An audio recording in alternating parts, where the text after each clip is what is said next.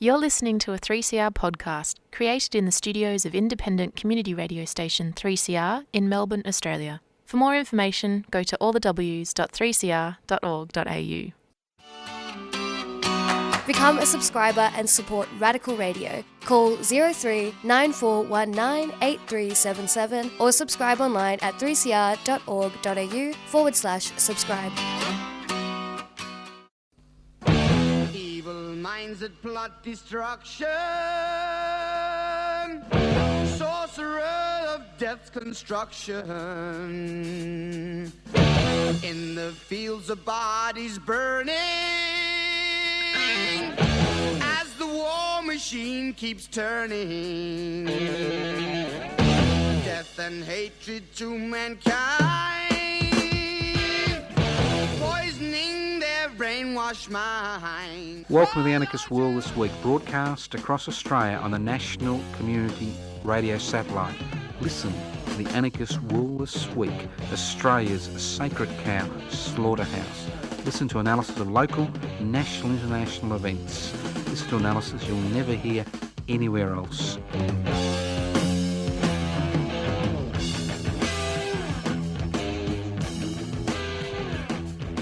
Welcome to the Anarchist World This Week, broadcast across Australia via the Community Radio Network. This program is coming to you from the studios of 3CR in Melbourne. The program is podcast.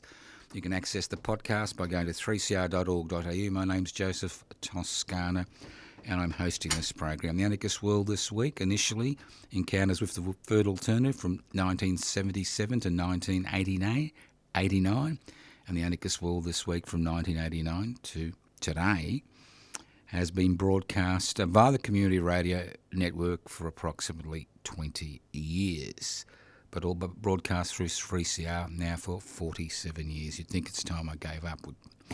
Well, I'm not that type of bloke or person. Now, you wonder what anarchy is all about? Anarchos without rulers. It's about creating a society without rulers. What gives rulers the ability to determine the lives of billions of people, as we see around the world as I speak? Inequalities in power and wealth.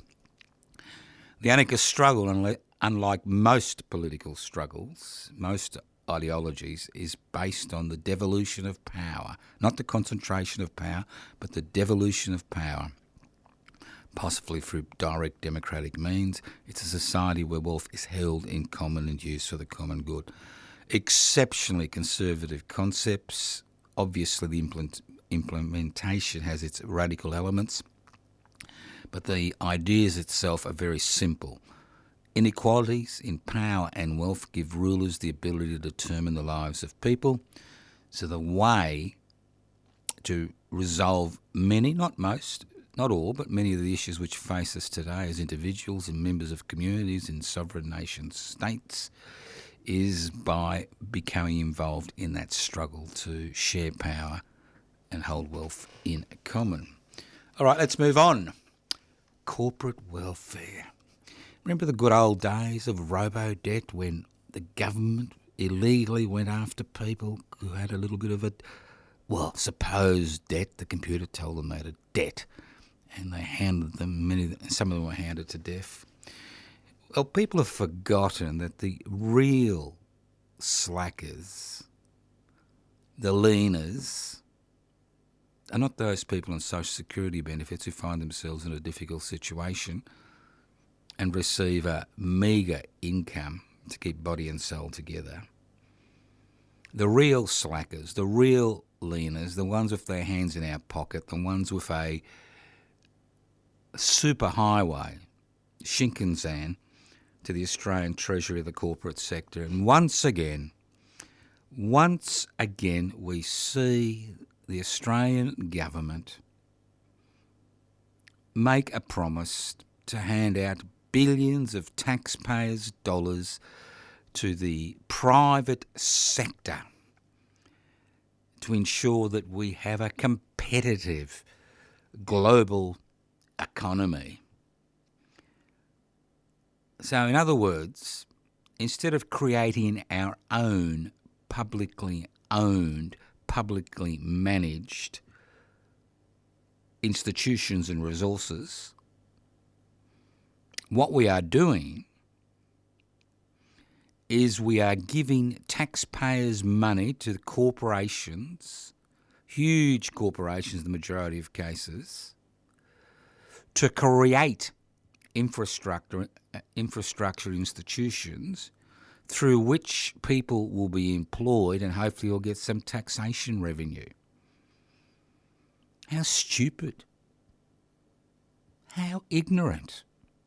And we see it in every facet of human activity in this country. Look at the public housing sector, which we look at, every week. Dying. Starved of funds. And we see the private sector grow and grow and grow under little names like community housing, social housing, affordable housing, private housing. Look at the privatisation of this country's essential services and what it's led to. Look at the energy, health, energy, education, you name it. Corporate welfare is the name of the game. Now, corporate welfare comes in many guises. It's not just a matter of handing over money directly to the corporate sector, although we see that constantly, whether it's the NDIS, whether it's early childhood development, the list goes on and on. They rely on corporate welfare.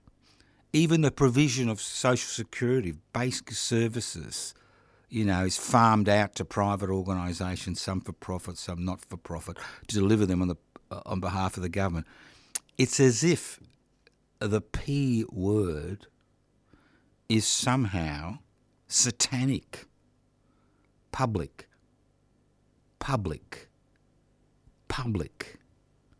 The many. That's right, the many. It reminds me of a poem, or a bit of a poem, that Shelley wrote in 1819 after the Peterborough massacre in Manchester, where workers congregated and were attacked by cavalrymen with sabres, swords, sharp swords. And he wrote, now forgive me if I get this wrong, forgive me. Arise like lions after slumber, in vanquished number. Shake your chains to earth like dew, while in sleep they had fallen on you. Ye are many, they are few. Little seems to have changed. So corporate welfare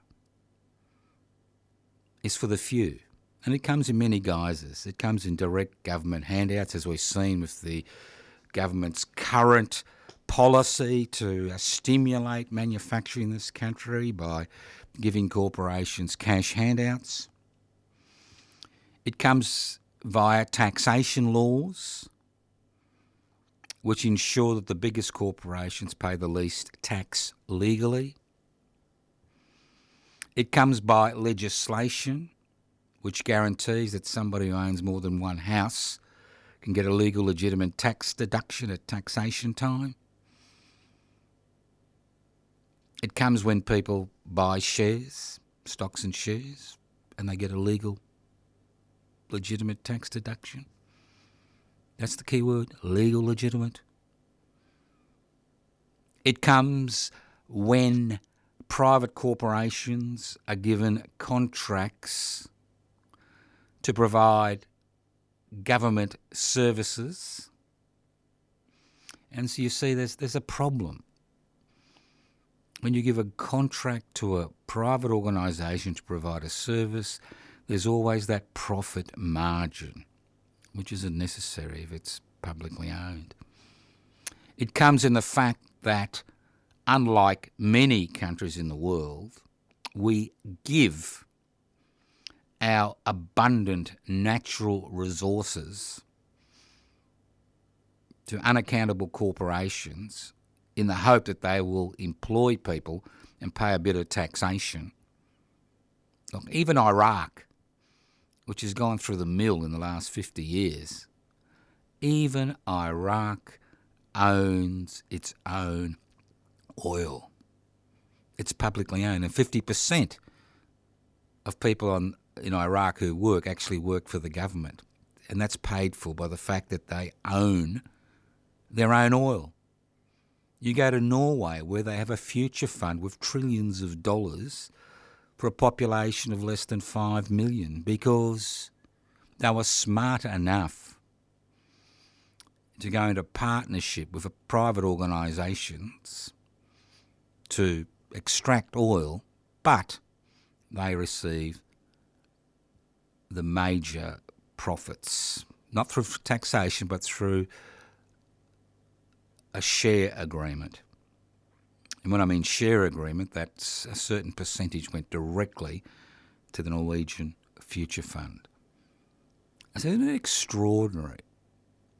I mean, I know I say this every week, but it is extraordinary. We have 27 million people in Australia. I understand we've just ticked over 27 million. We have 33,000 registered charities to pick up the slack. And when we're asked regarding having the resources to deal with the most basic things like education for this country's children in the public sector, we're told there's never enough money. And when we talk about public health, we're told there's never enough money. There's never enough resources. Of course there's never enough bloody money or resources when corporate welfare is the name of the game in this country. It's as if the parliamentary system has been totally hijacked by that 1% that own the means of production, distribution and exchange, and the 8% who are part of the investment class. It's as if the rest of us are irrelevant. The public is irrelevant. So, what can I say? You know the problem. I know the problem. Ideologically, we've been through an ideological mill, an ideological cul-de-sac, an ideological treadmill, where we've been told private is good, public is bad, let's privatise everything and everything will be okay. Well, it's not okay. And the fact that we continue to beat that drum highlights how ignorant and stupid we are. That's right, we. I don't include myself in that. You know? Because the majority of people in this country still believe the adage that public is bad, private is good. And obviously public is bad if you don't fund it. It's not that the public is bad. It's the fact is that the structures we have which put corporate profit above everything else in this country, including parliamentary legislation, highlights the issue we face. For example, currently we've got the, Woolworths, Coles, Aldi, coming up to the table at the Senate. There's a Senate inquiry. There's a little bit of fire. There's a little bit of, a little bit of anger. That's not the real issue. That's not the issue. The issue is our natural resources, this country's natural resources, the resources which belong to this country's First Nations people, which are, used by all of us and shared by all of us. That's the issue. If a country like Iraq, which has decided to keep its natural assets in public hands, can employ 50% of its population in government jobs. The fact is that if our natural resources were publicly owned, publicly managed, publicly exploited, the resources which would be created would go a long way to dealing with the perennial issues we see about regarding First Nations people in the Northern Territory and West Australia and Northern Queensland would go a long way. Would go a long way to resolving the education issues we have in the public sector. Would go a long way to resolve the hurdles we have in the public health sector. But no, we run the other way because we worship privatisation. This is, as a people, we worship deregulation. We worship globalisation. We worship corporatisation. But it's not we. It's those elements of society that are in the positions of power that worship at Mammon's statue because it enriches them. It's extraordinary. Every morning I wake up, I just cannot believe what I'm going to hear and see in this country. There should be no discussion about homelessness. There should be no discussion about the inadequacies of the public education sector. There should be no discussion regarding access to public health. There should be no discussion regarding essential infrastructure. But it's there every day because we have elected to go down a path as a people that supports to the hilt privatisation, globalisation, corporatisation, deregulation. It's nothing more than some type of ideologically driven agenda which is supported 100% by those people who own the means of production, distribution, exchange and communications, and the 8% of Australians who are an investment. But not just that, it seems to be supported by a significant number of people in this country. Well, that's the situation we find ourselves in. If you're interested in challenging this, there are options. There are various groups out there you can access. One group I'm involved with is Public Interest Before Corporate Interest. You can go to their website, pibci.net. You can join today. Let's move on.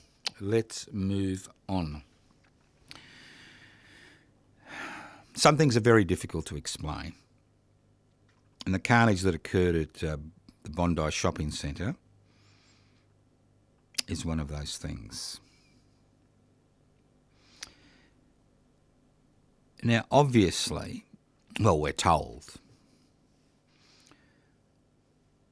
the person involved in that murderous rampage had a major psychiatric issue. And he'd had a major psychiatric issue since he was 17. He was now 40. And this is how it works. How corporate welfare has an impact on what happened in Bondi Junction. How private enterprise has an impact on what happened at Bondi Junction. Because 40 to 50 years ago, the decision was made to deinstitutionalise people who have found themselves warehoused in asylums across this country who had major psychiatric disorders. But no major provision was made to look after their needs. Now we have a private psychiatric industry and we have a public psychiatric service. And the private psychiatric industry cherry picks the less difficult psychiatric cases. I mean, all psychiatric cases are difficult, but there are some where you have hallucinations, whether they're auditory, whether they're visual, where you have a major psychiatric disorder. And many of these major psychiatric disorders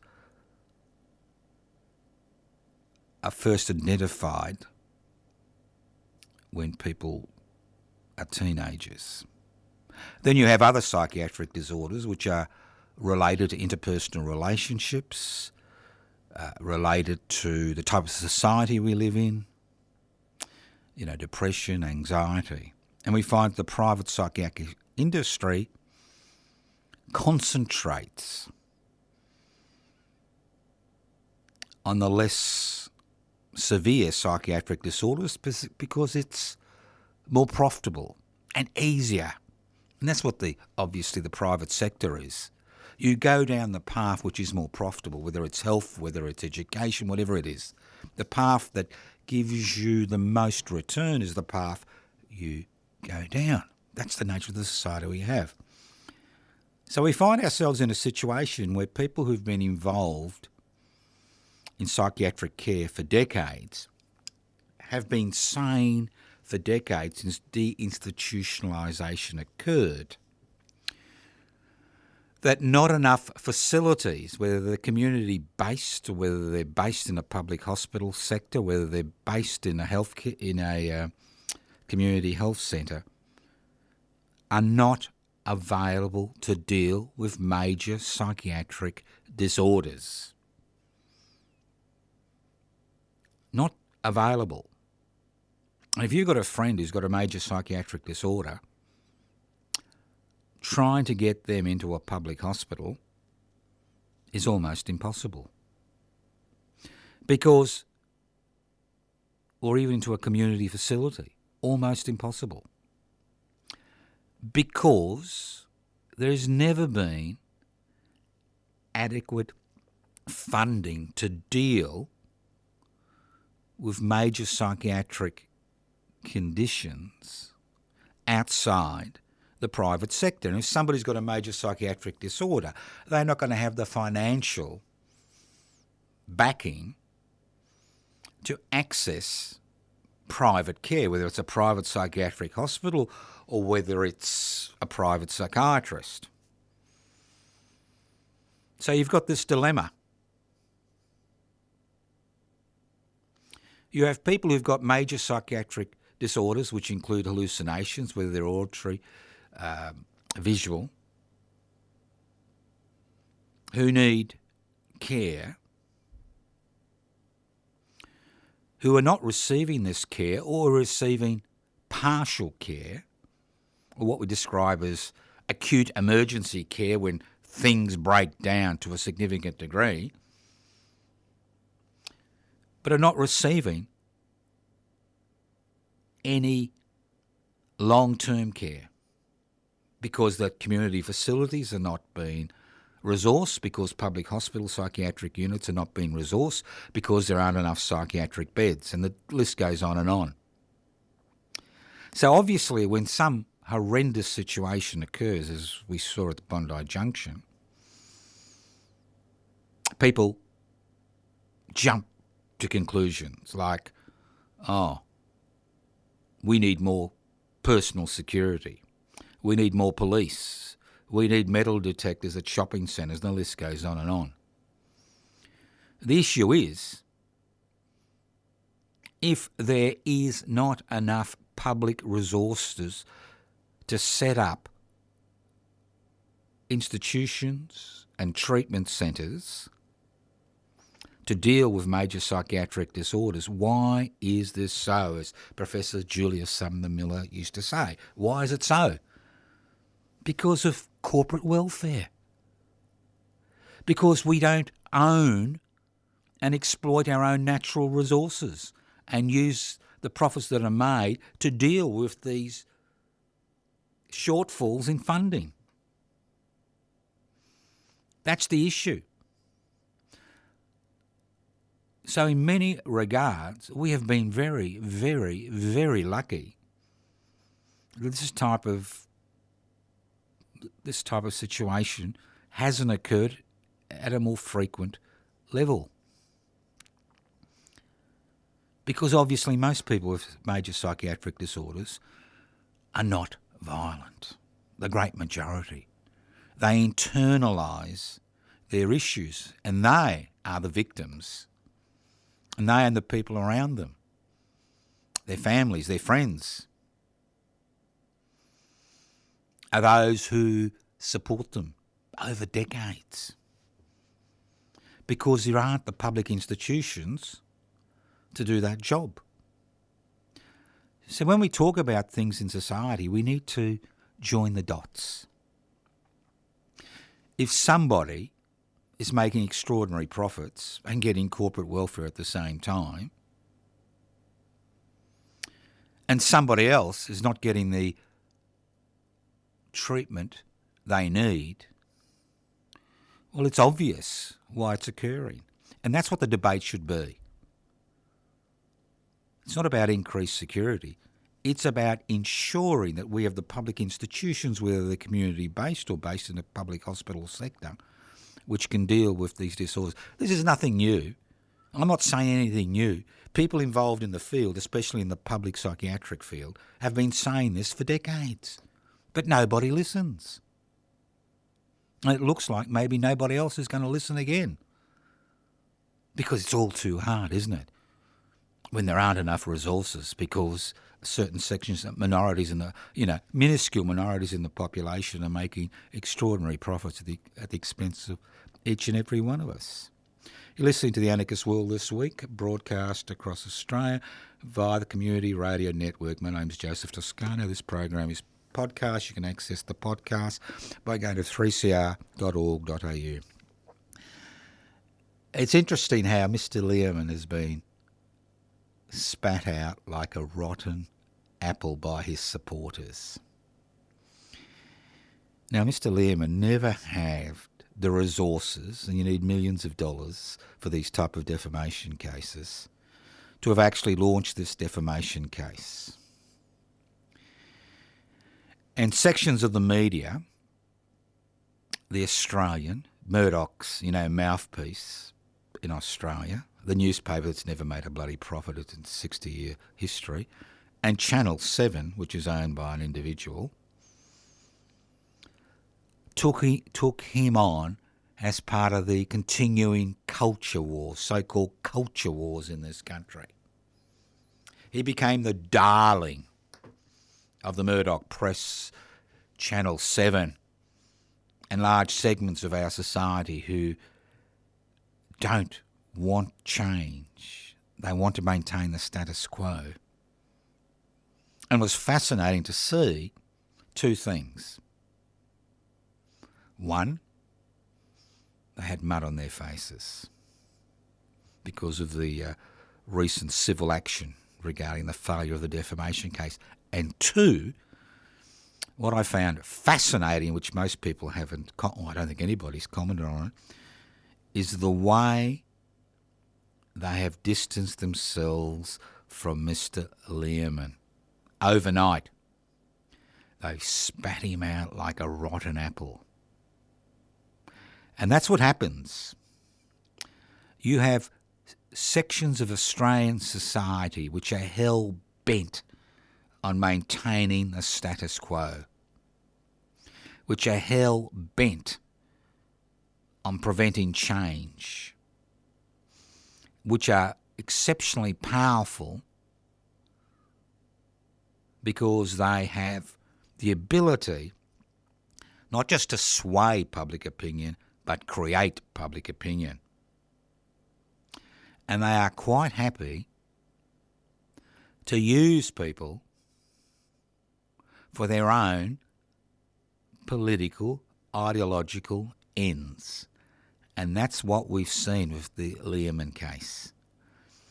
It was about the Australian media and their supporters, especially the Murdoch media and Channel 7, championing Mr. Learman. And now that he has been exposed for what he is, they're running a mile and refusing to accept responsibility for what has occurred in this case over since 2019. But that's what you expect, isn't it? That's what you expect. Because these are people who have no understanding of the definition of ethics and morality. It's as if these words don't appear in the dictionary. And let's not forget, even Channel 10, which aired the story which created the conditions for the defamation case, didn't escape unscathed from the judge's very, very interesting findings in this particular civil case. So don't forget this. This is not just about Liam, and it's not about him. He's a pawn in a bigger struggle. And that struggle is the struggle against people in very powerful institutions in this country which are responsible to a significant degree for the divisions which we see that are created in this society,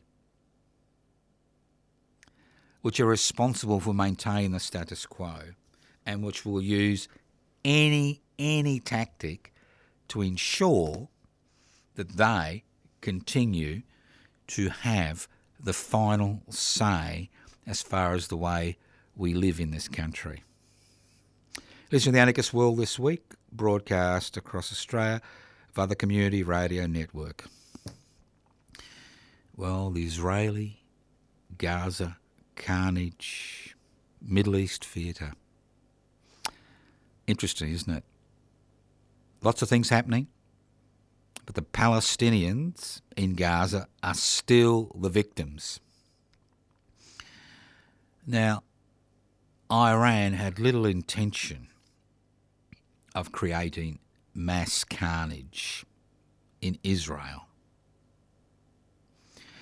And the Israeli government's tactic to bomb, that's right, bomb, the Iranian consulate in Syria has to a significant degree backfired on them.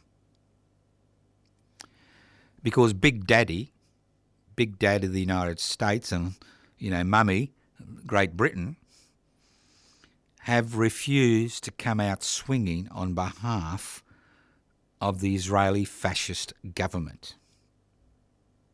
They're making all the right noises. The same with Iran. The missiles we saw and drones which were, fired over Israeli territory, I think one had a sobering impact on the Israeli fascist government. It should have a sobering impact on Israeli citizens.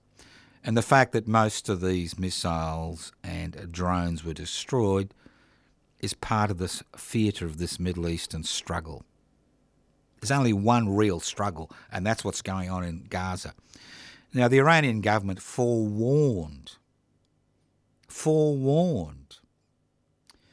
Israel and the United States and Great Britain regarding what was going to happen. It was the world's worst kept secret that they were going to do a small missile launch against the state of Israel.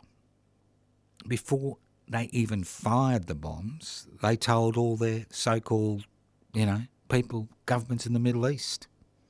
So it's no wonder that most of these missiles or ballistic missiles and drones were shot out of the air. It was expected they would be shot out of the air. That's part of the theatre. But the dilemma is, over the last 3 or 4 days, while this theatre has been occurring, we seem to have forgotten about the plight of the Palestinians in Gaza. Of the 33,000 people that have been killed, which is 10,000 more than were killed during the Battle of Britain, when the Nazis bombed Britain. That's right, 10,000 more civilians in a 6-month period. And the carnage, there's not a war, as I keep saying, the carnage which is occurring in Gaza continues. When people tried to return back to northern Gaza, they were shot in the last 24 hours. The amount of food coming into Gaza is still grossly restricted, although we are told that the Israeli fascist government, has allowed more food to go in. And when you look at the casualties And this is the fascinating thing about looking at the casualties. Not that anything is fascinating about seeing, looking at this carnage. Of the 33,000 that have been killed, and let's forget about the tens of thousands that have been injured, the millions that have been impoverished, marginalised and now starved, let's forget about them. Let's just concentrate on the 33,000 that have been killed. 10,000 have been women. 13,000 have been children. And I would be amazed if 500 Hamas militants have been killed. It's as if the Israeli fascist state has made the calculation that if we've got to kill 100 Palestinians to kill one Hamas militant, well, so be it. But there are things that are happening which have put a little bit of a brake on the Israeli fascist state's response to the outrage on the 7th of October. One, Big Daddy, the USA, does not want to be drawn into a Middle Eastern war during an election year. Two, the British government has made it very clear that if the Israeli fascist states, overreacts to what happened, this theatre, this Middle Eastern theatre, that they won't become involved. And the Israeli state is beginning to understand that they are becoming isolated, not just amongst the rest of the world, where they're considered to be nothing more than agents of mass murder of children and women, but they've been considered as a pariah, an international pariah with minimal support. Obviously nobody wants a full-out Middle Eastern war, but we do want a total ceasefire in Gaza, and we do want the Israeli military authorities to withdraw from Gaza. And most importantly of all, we don't want the Israeli fascist government, with the support of governments like Australia and the United States and Britain and other Western countries, continue the carnage which is occurring in Gaza. Think about it. Look at the casualties. Look at what's left of Gaza. Look at the carpet bombing. Look at the destruction with bulldozers. Look at the way people are forced to live. Look at the lack of food, the lack of medical attention, the indiscriminate way people are killed. It's an extraordinary situation in the 21st century. And what's extraordinary is the lack of response. At the very least, the Australian government could expel the Israeli ambassador. At the very least. You listen to The Anarchist World this week, broadcast across Australia via the Community Radio Network. The Forgotten Civil War. Sudan. The 15th of April marked 1 year since a civil war broke out in Sudan. Now remember, Sudan hasn't been a democracy since it gained independence from Britain in the 1960s. It's a military dictatorship, and although the Sudanese people went out in the streets in their hundreds of thousands, if not millions, and forced the resignation of al-Shir, I've forgotten his name. That's the trouble with dictators. There's so many of them, you forget their name. al-Shir, al-Bia, whatever he was. The military continued to maintain authority in Sudan. even after South Sudan obtained independence from Sudan proper. Now, the Sudanese military, in its atrocities in South Sudan and Darfur, had created a paramilitary force, Devils on Horseback is the English translation they were called, the Devils on Horseback. And they were incorporated into the Sudanese military as the Rapid Defence Forces, and their main function was to maintain order in a country which wanted to overthrow its dictators. But a year ago, the creature of the Sudanese armed forces turned on it, thinking it was powerful enough to rule the country.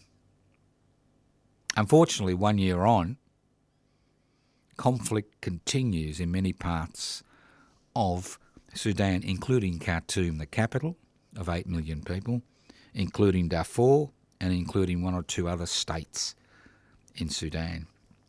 Over 9 million people have been displaced. 18 million people are now malnourished, and this is from a population of about 48 million.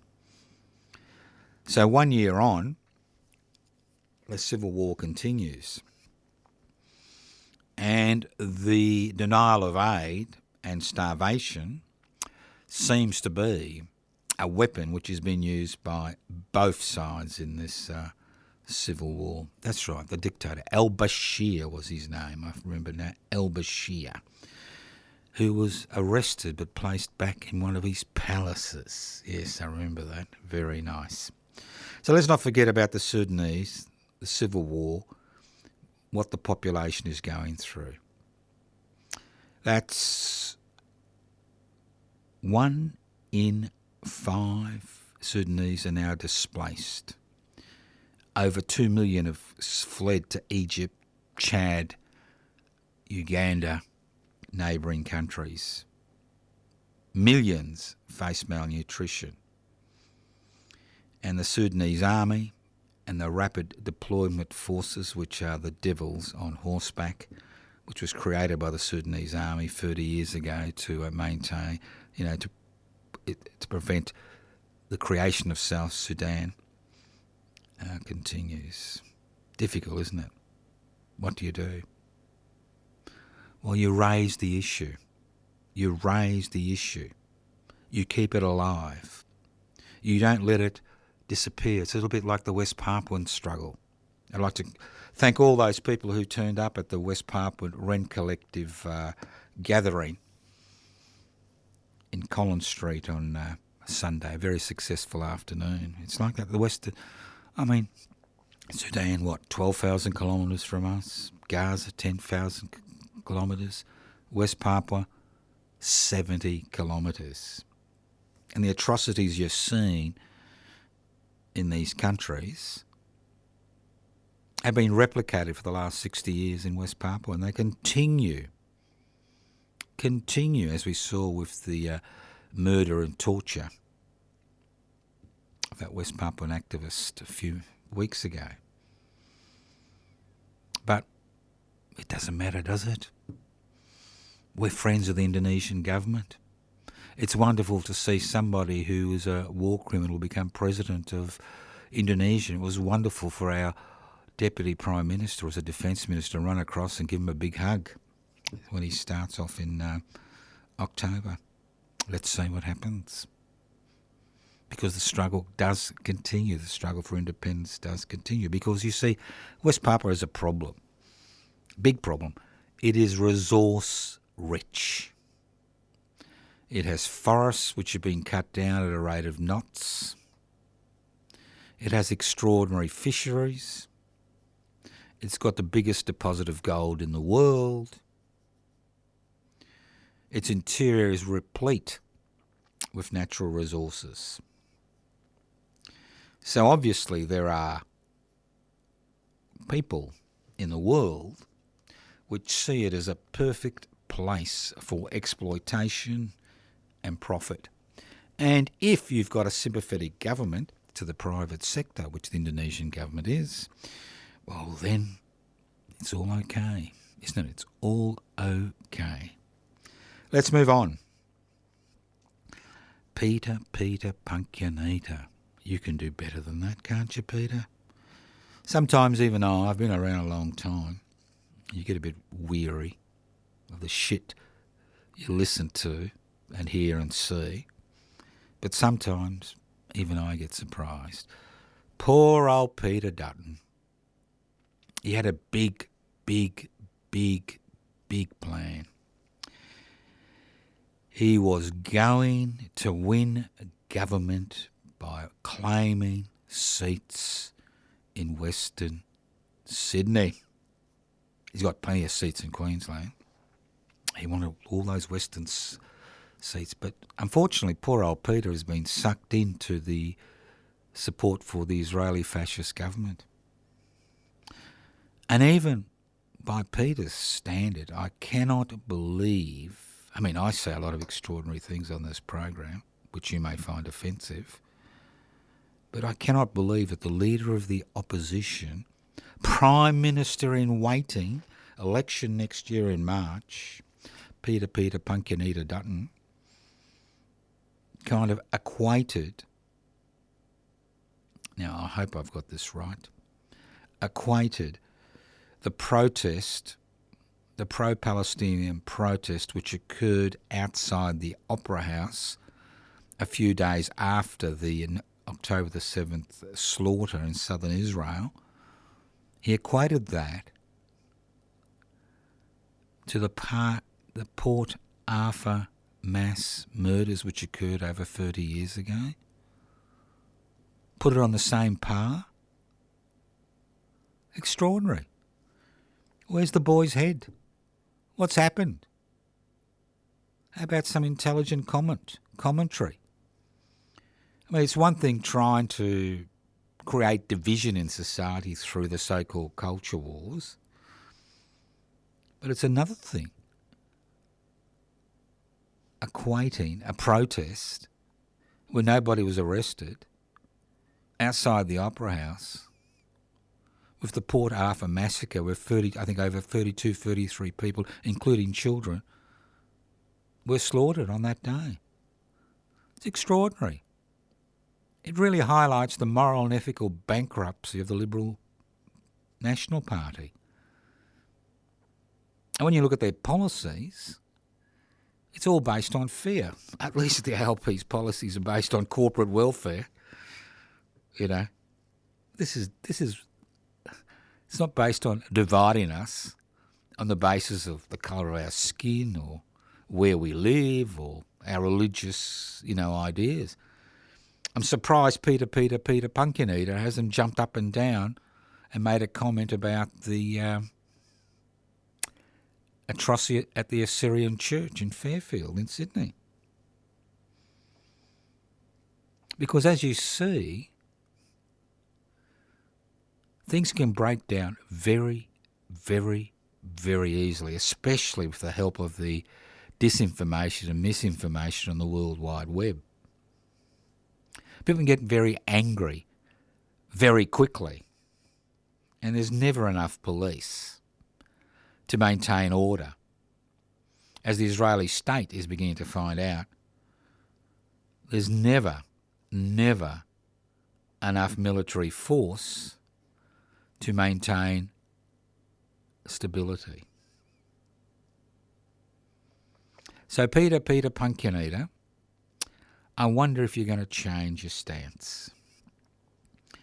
Because although there are forces in society which are growing rapidly as I speak, which are piggybacking on ideas of dividing us, as we saw before the rise of Mussolini's fascists and Franco's phalangists and Hitler's Nazis,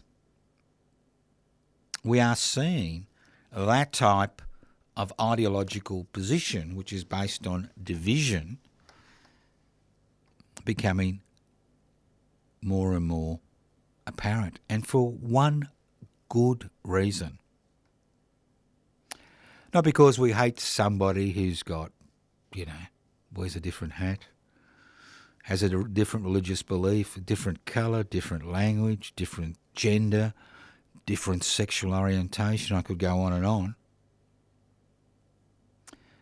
It's because of increasing inequalities in our society, where people are looking for scapegoats for that inequality. And it's very easy to point at somebody who looks different or speaks a different language or wears different clothes or is a different gender. It's very easy. It's their fault. Let's kill all of them or expel all of them and everything will be okay. It doesn't work like that. And that's the issue. It doesn't work like that. What the 21st century has created is a huge pool of people who believe they have no future. We have a situation where depression and anxiety, especially among young people, is growing in leaps and bounds, and suicide is the second cause of death among young Australians under 35. And what does Peter Punkinita do? He says, he equates a protest outside the Opera House, no arrests, with the Port Arthur massacre where over 30 people were gunned down in cold blood.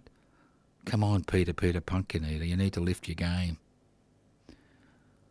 Your wholesale support for the Israeli fascist state is really not going to win you any votes in Western Sydney or other parts of the country where the Palestinian situation is becoming so acute that even many people who are apolitical are beginning to take an interest in what's actually happening. Well, housing. Well, should I talk about it? Well, the solution is simple, more public housing. But obviously nobody's interested in more public housing. We have state governments which want to promote private housing. We have corporate welfare which goes to the private housing sector. It goes on and on. Obviously, you need to join the dots. Here at the Anarchist World this week, we try to join the dots. Sometimes we don't join them. Sometimes we find ourselves in cul-de-sacs. But I'm pretty confident that most of the ideas which we have raised on the Anarchist World this week do make sense. Unfortunately, in an era where facts are irrelevant, where misinformation and disinformation is the name of the game, being rational, providing rational analysis, looking at things the way they are not what people want to hear. They're more interested in, concentrating on the divisions which occur in society. Not the divisions which are created by those who own the means of production, distribution, and exchange and communication to maintain their predominant role in society, but the superficial divisions we have in this country regarding each other. You've been listening to the Anarchist World this week, broadcast across Australia via the Community Radio Network. This program has been streaming live on 3cr.org.au. If you're living in Melbourne or Ballarat, don't forget, this evening, the 17th of April, at the Footscray Hotel, 6:30pm for a 7pm start. That's 48 Hopkins Street in Footscray. I'll be doing a presentation on the political prisoners which were transported to Australia during 1810 and 1820, and then attempt to draw the parallels between what was happening at the beginning of the Industrial Revolution in the beginning of the 19th century, what is happening today in Australia during the 21st century. And also, if you've got some time, I'll be in Ballarat on Saturday, that's this Saturday the 20th at 11am at the Eureka Graves at the Old Ballarat Cemetery. We'll be doing a presentation on the 170th anniversary of the Eureka Rebellion and what it means for us today. And then we'll follow that with lunch at the Queen's Head Hotel. Thank you for listening to The Anarchist World this week on your local community radio station. This program has been broadcast across Australia courtesy of the Community Radio Network. The program is podcast. You can access the podcast by going 3cr.org.au. You can leave messages on 0439 395 489. You can join pipsy.net. And you can also listen to The Anarchist World this week on your local community radio station next week, courtesy of the Community Radio Network. Evil minds that plot destruction, sorcerer of death's construction. An analysis you'll never hear anywhere else. Anarchist World this week, Australia's sacred cow slaughterhouse, 10 a.m. every Wednesday. Listen to The Anarchist World this week for an up-to-date analysis of local, national and international events. Poisoning their brainwashed minds. Oh, Lord, yeah.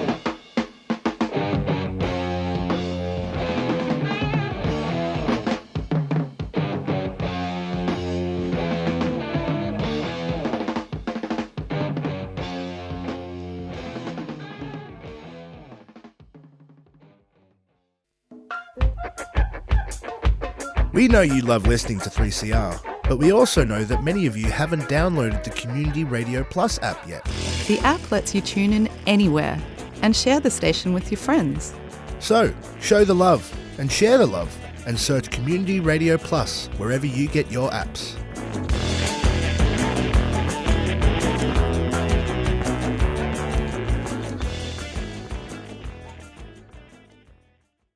You've been listening to a 3CR podcast produced in the studios of independent community radio station 3CR in Melbourne, Australia.